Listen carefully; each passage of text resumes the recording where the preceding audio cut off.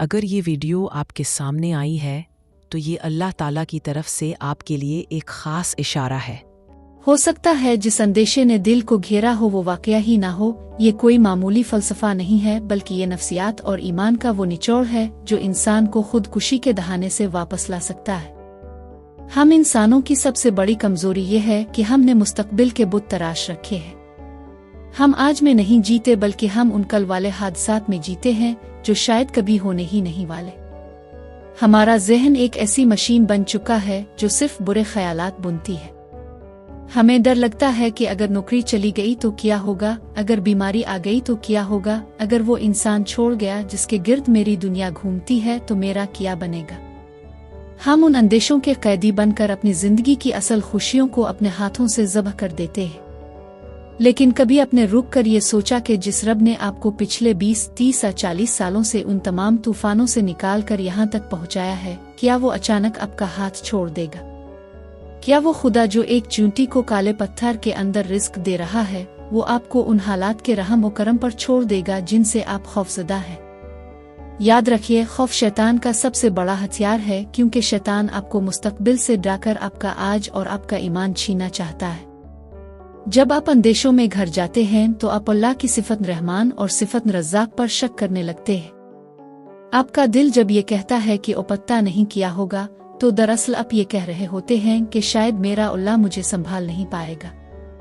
نعوذ باللہ، ایسا کبھی نہیں ہو سکتا۔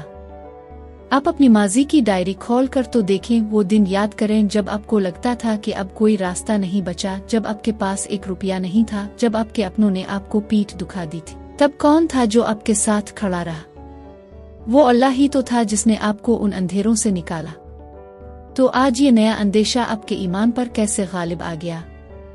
ہو سکتا ہے کہ جس طوفان سے آپ ڈر رہے ہیں، وہ طوفان آپ کو ڈبونے کے لیے نہیں بلکہ آپ کی کشتی کے گند کو صاف کرنے کے لیے آ رہا ہو سکتا ہے کہ جس دروازے کے بند ہونے پر آپ ماتم کر رہے ہیں، اللہ نے اس کے پیچھے آپ کے لیے کوئی بہت بڑا گڑھا رکھا ہو جس سے آپ کو بچا لیا گیا ہو۔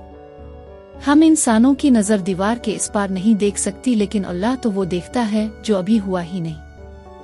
اور اس بات کا دوسرا پہلو تو اس سے بھی زیادہ خوبصورت ہے کہ ہو سکتا ہے جو آس لگائی ہو وہ پوری ہو جائے۔ ہم اکثر اللہ سے مانگتے مانگتے تھک جاتے ہیں، اور پھر ایک وقت آتا ہے جب ہم امن بیم کی کیفیت میں آ جاتے ہیں۔